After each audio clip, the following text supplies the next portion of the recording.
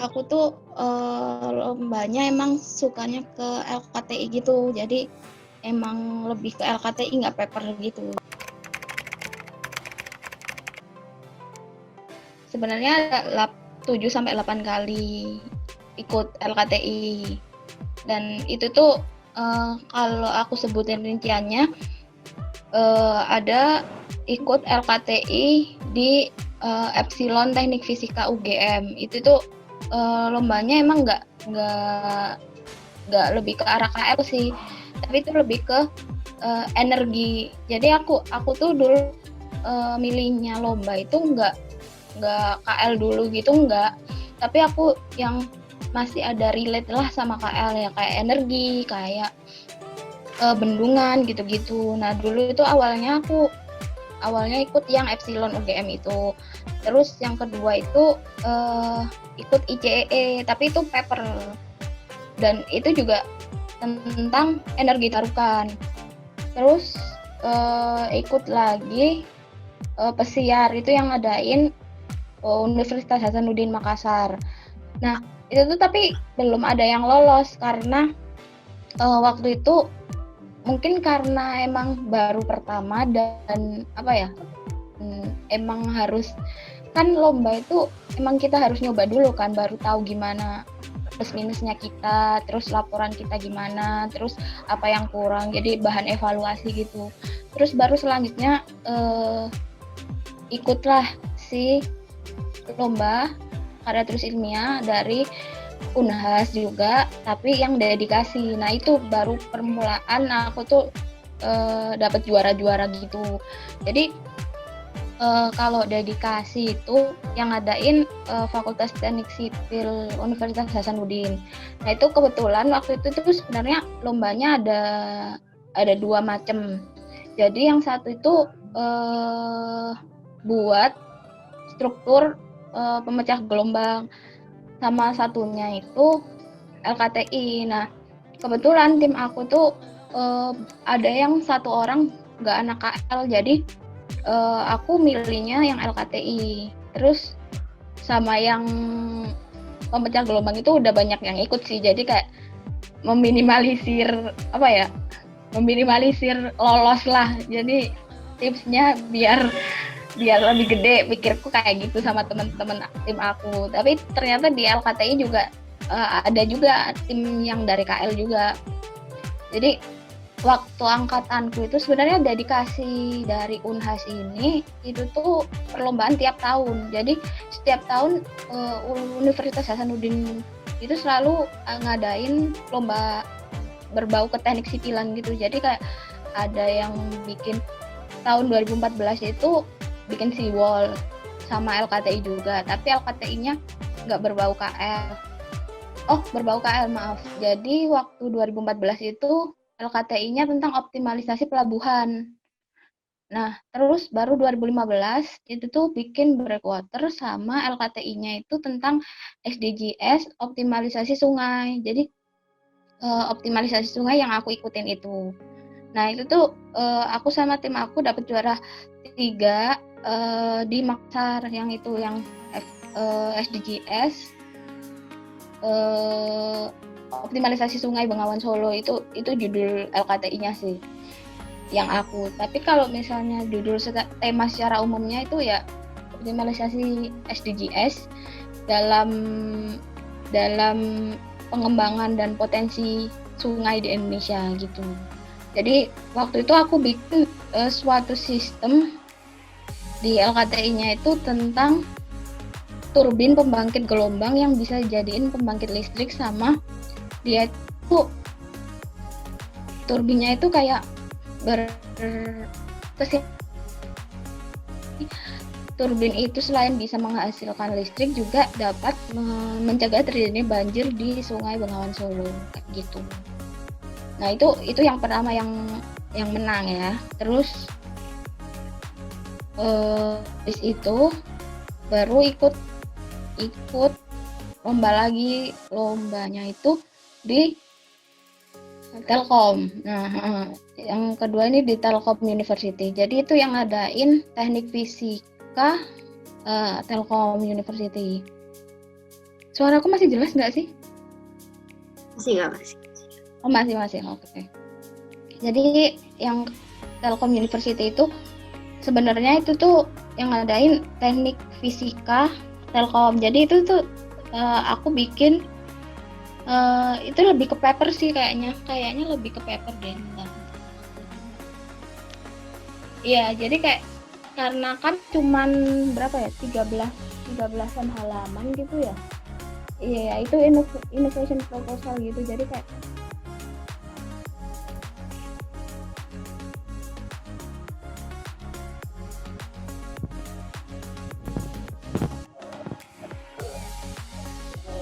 di Telkom University itu lebih ke innovation proposal gitu. Jadi LKTI pendek lah, karena cuman isinya 15-an halaman gitu di papernya itu. Nah itu tuh aku bikin, jadi itu lebih ke menerapkan sih. Jadi aku tuh bikin pembangkit listrik dan pemanen air hujan gitu. Jadi tim aku tuh ada anak TL-nya juga, jadi bukan aku aja, karena itu kan butuh sistem bikin prototipenya gitu.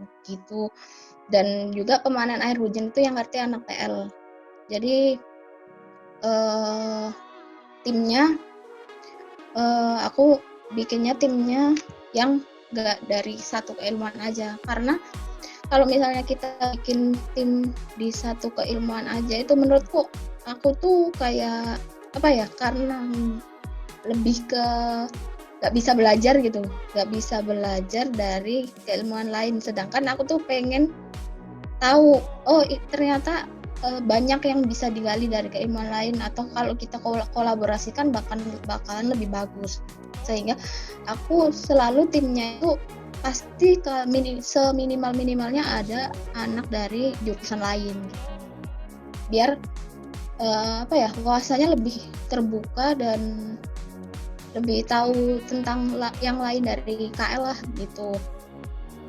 Nah, itu tuh bikin prototipenya, prototipe rumah gitu. Jadi di innovation proposal ini aku tuh dapet juara 82 sama juara prototipe favorit. Jadi prototipenya dapat prototipe favorit itu tuh bener-bener aku sama teman-teman tim aku bikin prototipe seperti di rumah gitu. Di rumah itu tapi dia itu bisa menghasilkan listrik. Jadi air hujan yang dari hujan itu tuh ditampung, terus dia itu diolah, terus sehingga bisa menghasilkan listrik, dan dia juga ditampung buat kebutuhan sehari-hari. Jadi kayak rainwater turbine gitulah. Jadi turbinnya itu yang bisa menghasilkan listrik. Yang ketiga itu IWC sih. Jadi itu Indonesian Water Challenge. Itu tuh yang ada ini tuh The Water Agency,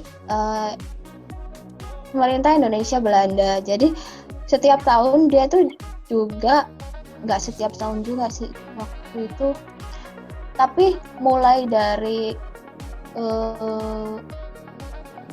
gen ketiga itu yang kemarin aku ikut, itu tuh gen ketiga IWC, itu tuh setiap tahun dia bakalan ngadain lomba. Jadi tapi sebelumnya dia tuh cuman 2 tahun sekali ngadain si Indonesian Water Challenge. Tapi dari pokoknya dari gen ketiga yang aku ikut itu tuh The Water Agency ini ngadain setiap tahun Indonesian Water Challenge. Nah setiap tahun temanya itu beda-beda. Jadi kalau pas tahun aku itu dia tuh temanya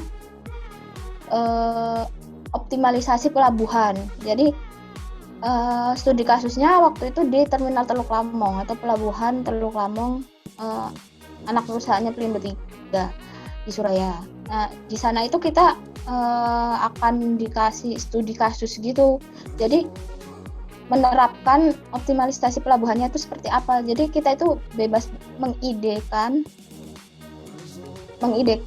Teluk Lamong itu dijadiin seperti apa yang harus ditambahin, terus optimalisasi pelabuhannya ke depannya itu seperti apa sehingga bisa jadi eco smart port gitu.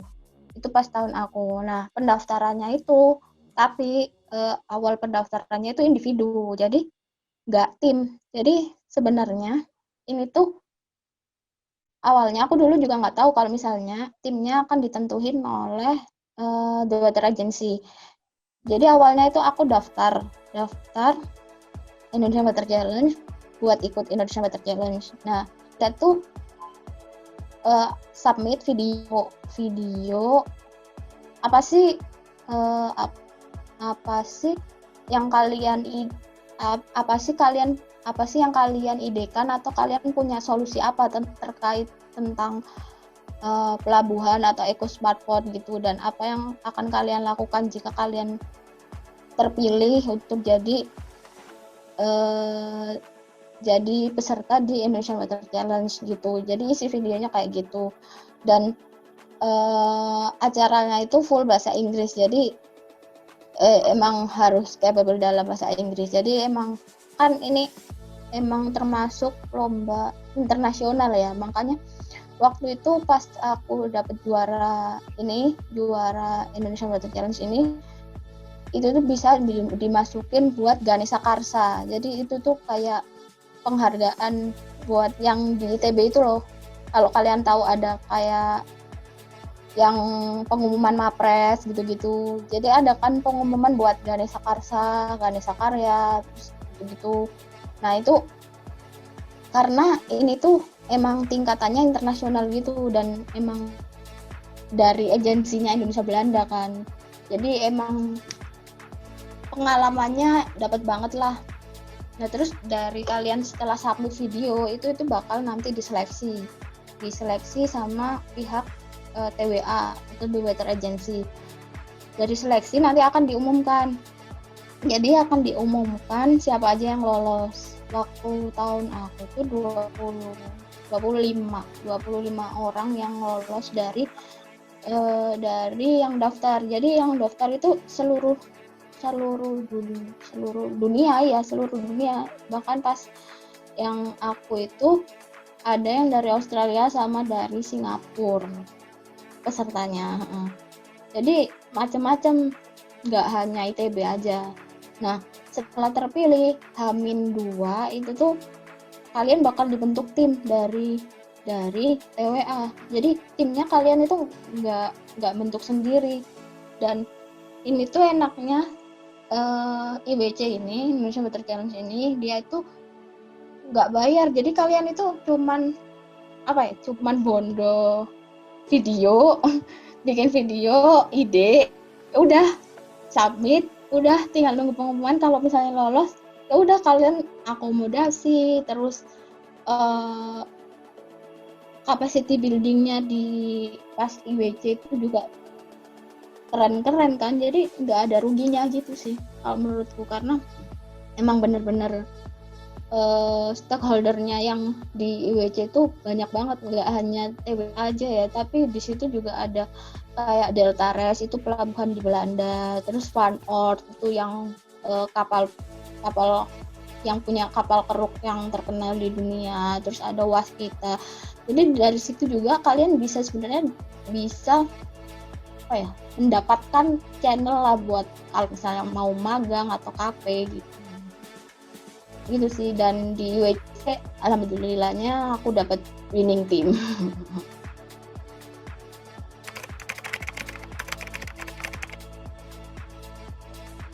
Paling kalau misalnya kayak gitu ya kan ada yang mungkin kurang bergaul, nggak kurang bergaul juga sih, mungkin minimnya teman di luar jurusan atau jurusan lain gitu ya Nat ya. Kalau kayak gitu mungkin solusinya ya untuk timnya nyusun satu keilmuan aja dari KL aja nggak apa-apa, cuman harus, kalau saran dari aku harus ada satu orang yang mungkin berpengalaman, jadi dia itu tahu kamu nanti ini tuh akan kemana arahnya. Karena kalau dari yang berpengalaman kita kan nanti bakalan tahu kan, oh ini tuh sebelumnya kakak ini gagal di ini loh, dia mau memperbaikin di ini loh. Jadi kita bisa belajar lebih banyak. Karena kalau misalnya kita semua anggota timnya nggak ada yang berpengalaman atau belum pernah ikut lomba, itu juga akan susah di tim kamu untuk bisa menang gitu. Kalau ngejarnya menang, tapi kalau misalnya buat awalan belajar itu tuh nggak apa-apa. Jadi buat awalan, buat belajar, coba-coba bikin tim yang sekiranya emang dari orang-orang terdekat dulu, yang sekiranya kamu pikirkan orang itu tuh capable dalam bidang misalnya energi, atau misalnya orang ini capable dalam pelabuhan. Jadi kamu ngumpulin orang-orang yang sekiranya kamu anggap dia tuh capable dan dekat sama kamu, itu sih palingan. Jadi mungkin yang kalau nggak bisa yang kakak tingkat ya itu, jadi mungkin coba-coba dulu. Jadi dari coba-coba itu, karena kan aku juga kan nggak langsung jadi juara kan, yang aku bilang tadi ada beberapa lomba yang aku ikutin 3 kali atau 2 kali itu baru bisa jadi juara di selanjutnya kan. Jadi emang awalnya itu harus coba-coba sih buat timnya itu, dan biar bisa kita tahu kedepannya itu gimana dan apa yang harus diperbaikin buat pengalaman juga. Ya, timnya waktu itu 5. Waktu itu kebetulan aku sih dapet timnya dari UGM, ITS, sama ITB.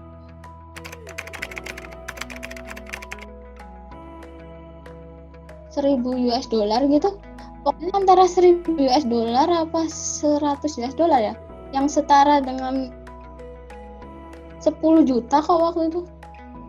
Dan itu aku nggak ngeluarin uang sepeser pun, semuanya ditanggung. Jadi bener-bener ya udah nol rupiah.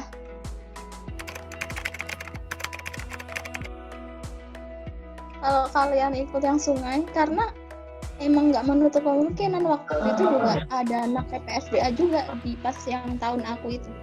Jadi emang bener-bener apa ya, nggak menutup kemungkinan dari KL, TL, dan PPSDA itu juga bisa, karena waktu tahun aku yang dari ITB itu, maksudnya secara keseluruhan yang dari ITB itu yang banyak banget yang lolosnya. Kayaknya yang daftar banyak banget emang, tapi yang lolosnya itu sekitar, tapi terbanyak dari univ-univ lain gitu loh.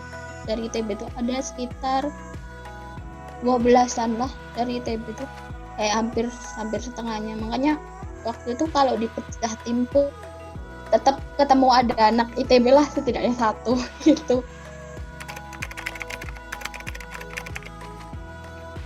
Jadi kalau LKTI itu sebenarnya cara pemilihan topiknya. Nah, cara pemilihan topiknya itu jadi tergantung kamu sih, maksudnya kamu mau yang LKTI-nya berbau KL aja, apa kamu membatasi diri kamu atau enggak. Jadi kalau aku kan nggak membatasi, jadi aku tuh coba-coba aja. Jadi kalau misalnya itu tuh agak bisa berhubungan sama KL, kayak sungai, air hujan atau apa gitu, maksudnya air lah, itu tuh aku nyoba gitu. Jadi ikutin aja dulu. Kalau misalnya lolos, baru nanti dipikirin yang bener-bener mateng konsepnya.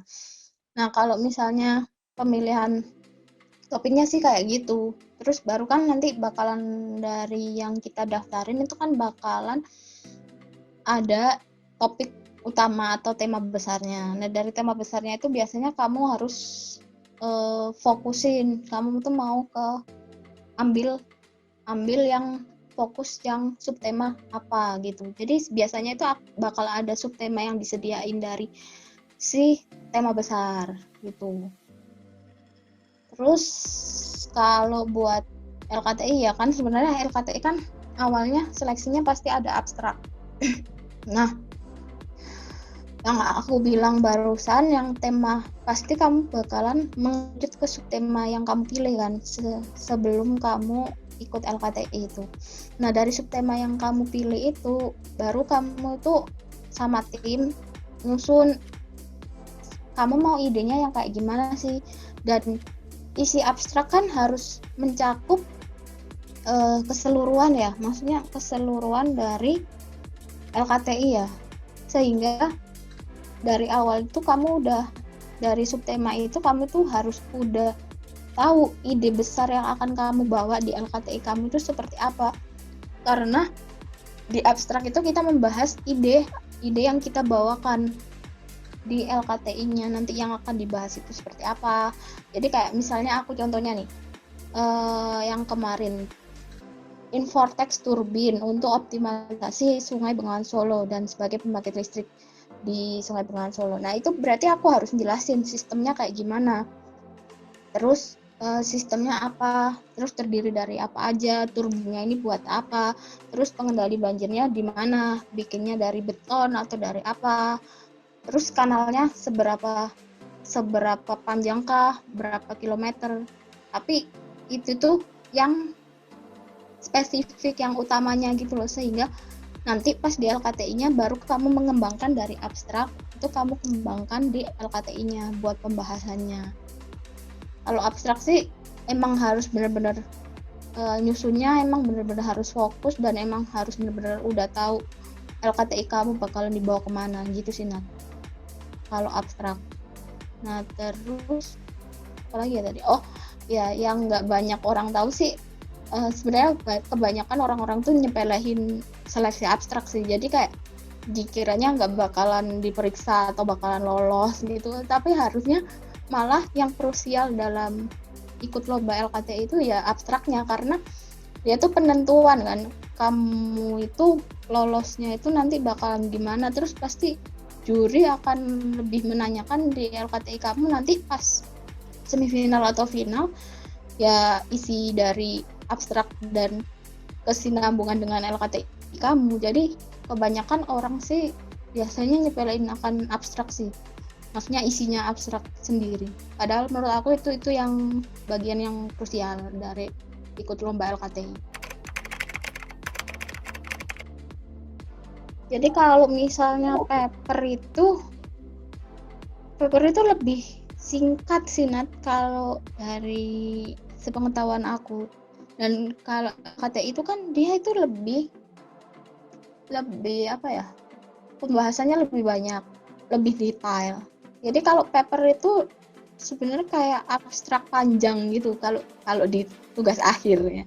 Jadi kalau misalnya paper itu menjelaskan LKTI tapi yang singkat, sehingga halamannya pun juga singkat, sangat dibatasin. Kalau LKTI itu setahu aku nggak boleh lebih dari 20-an halaman, sedangkan kalau paper itu tuh nggak boleh lebih dari 20-an halaman, sedangkan LKTI itu biasanya sampai 45 sampai 50 halaman gitu. Jadi emang kalau paper itu tuh dia lebih singkat dan emang lebih harus fokus sih, karena fokusnya itu emang harus benar-benar apa ya, dia tuh membahas detailnya itu benar-benar yang harus singkat dengan dibatasin halaman yang cuman 20-an, sedangkan kalau LKT itu banyak dan pembahasannya bisa detail kan halamannya space-nya banyak. Tapi kalau paper itu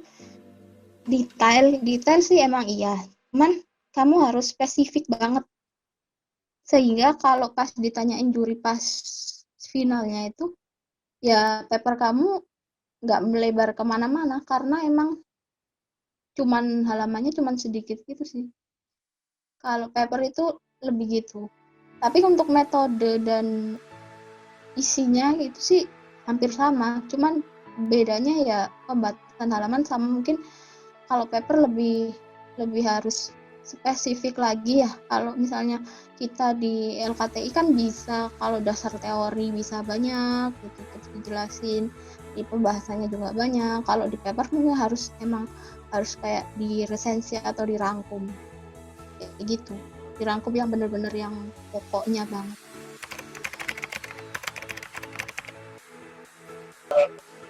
Bisa. Terus kalau misalnya habis LKTI terus ikut ikut paper juga nggak apa-apa. Tapi kalau menurutku mending awalan nyoba LKTI dulu sih. Jadi kalian bisa mengeluarkan ide kalian atau inovasi kalian.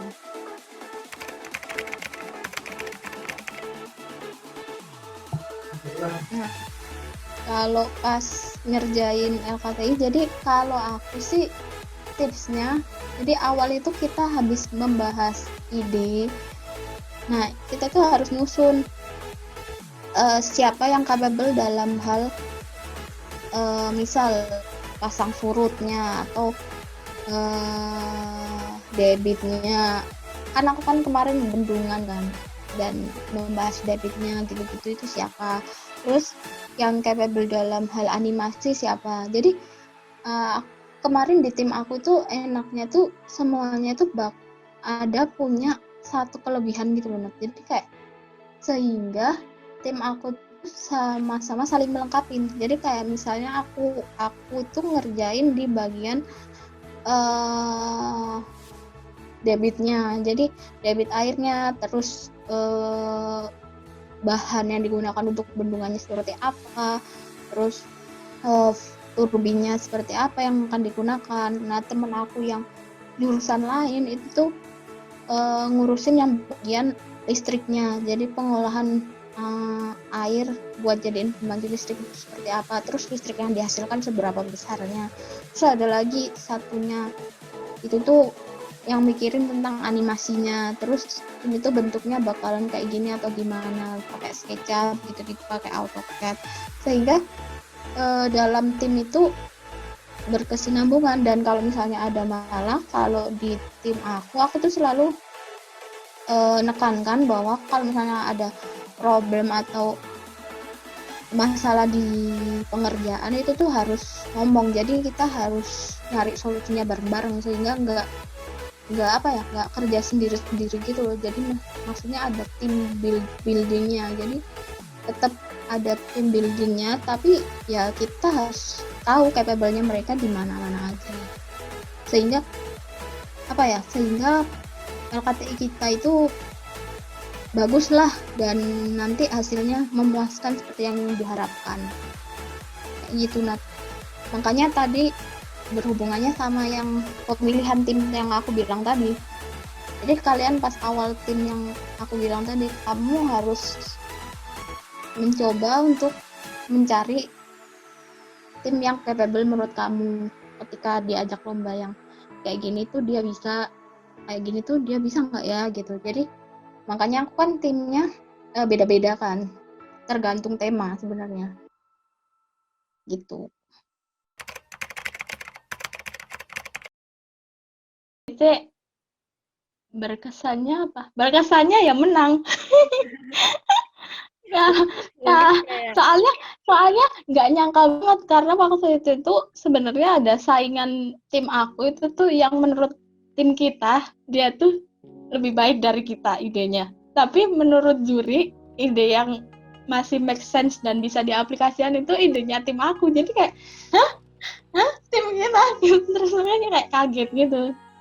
Tapi yang berkesannya yang di IWC sih semua yang di Indonesian Water Challenge tuh berkesan menurutku, karena banyak yang dipelajarin dari sana, kayak problem solvingnya, terus dari stakeholdernya. Terus kita tuh di sana di tim itu bakalan ada mentor. Oh iya, aku tadi belum bilang, bakalan ada mentor. Jadi tim kalian bakal dimentorin sama orang-orang yang dari stakeholder yang ikut dalam Indonesian Water Challenge. Jadi aku waktu itu tuh dimentorin sama Maike, namanya itu Maike dari Deltares waktu itu.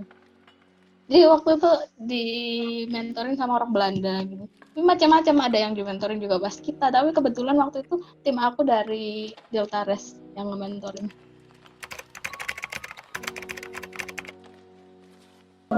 Saran dari aku sih, waktu itu kan aku juga ikut jadi aku tuh masuk ke namanya itu apa ya, suatu grup itu tuh anak 14 Arafura yang bikin.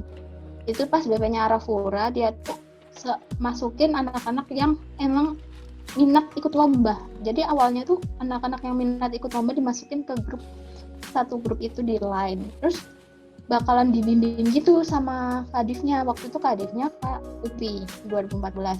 Nah, bakalan dibimbing, maksudnya dibimbingnya itu dalam hal apa? Oh, ini kamu nanti bakalan mau ikut lomba apa, mau minat lomba apa, paper. Terus oh ya udah papernya mau yang ke arah apa gitu. Jadi dibimbingnya itu lebih ngarahin awalnya gitu loh, Nat. Jadi kamu nanti mau bikin timnya berapa orang, dari mana aja gitu. Jadi nuntun gitulah intinya, bukan bimbing sih.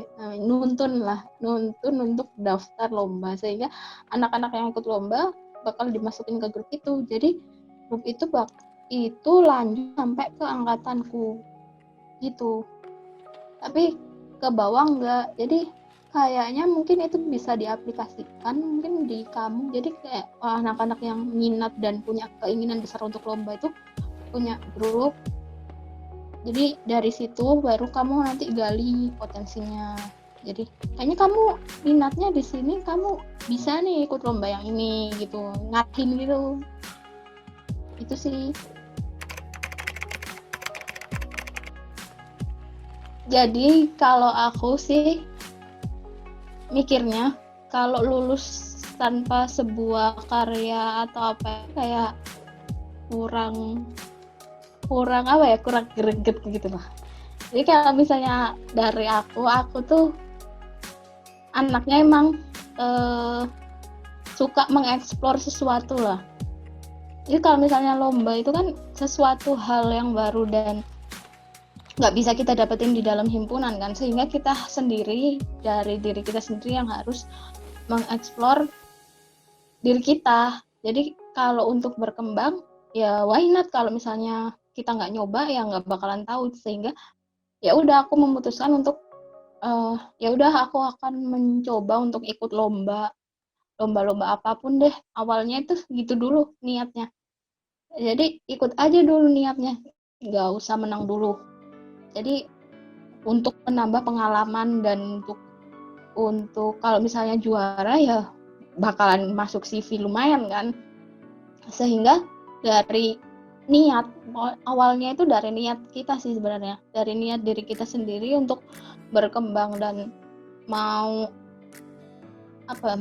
berinovasi. Untuk kalau misalnya itu kita inovasinya bagus dan bisa diterapkan, itu malah lebih bagus kan. Sehingga untuk kebermanfaatan pun nggak ada salahnya. Makanya itu niat awalnya itu sih yang paling penting.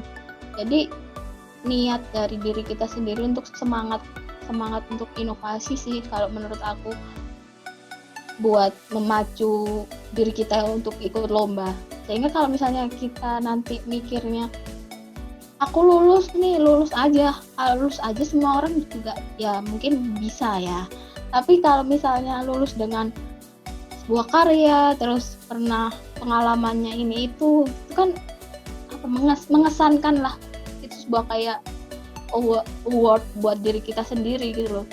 Jadi diri kita sendiri akan bangga dengan kita gitu, dengan pengalaman dan apa yang kita ciptakan pas waktu kuliah. Jadi kalau misalnya untuk menuntun orang-orang yang pada ikut lomba ya awalnya dari diri sendiri dulu sih. Niat yang paling penting itu niatnya, mau berinovasi kah, atau niatnya mau ngumpulin uang dari uang lomba, jadi biar pas lulus nanti uangnya banyak, ya bisa aja. Jadi itu sebenarnya awalnya nih niat gitu. Dan untuk tujuannya ya balik ke masing-masing diri kita. Mungkin kalau niatnya untuk berinovasi itu akan lebih membuat anak-anaknya untuk ikut lomba sih. Dan yang tadi uang mungkin, sehingga kalau misalnya lulus bisa dapat uang banyak dari lomba, itu kan lumayan ya atau mungkin buat uang jajan.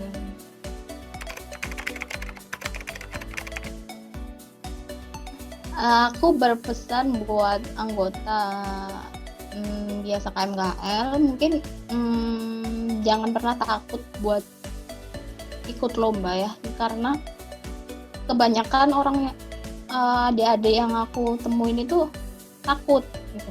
Takut mengambil resiko, takut untuk nanti gimana ya, ini nanti kalau lolos gimana ya, sehingga dari rasa takut kalian itu malah nggak akan jadi gitu. Jadi kalau dari aku singkat aja, jangan pernah takut buat ikut lomba, dan apapun yang kalian punya di dalam pikiran kalian itu luapin aja di ikut lomba itu, sehingga inovasi-inovasi kalian itu bakal tertulis lah di karya kalian gitu sih.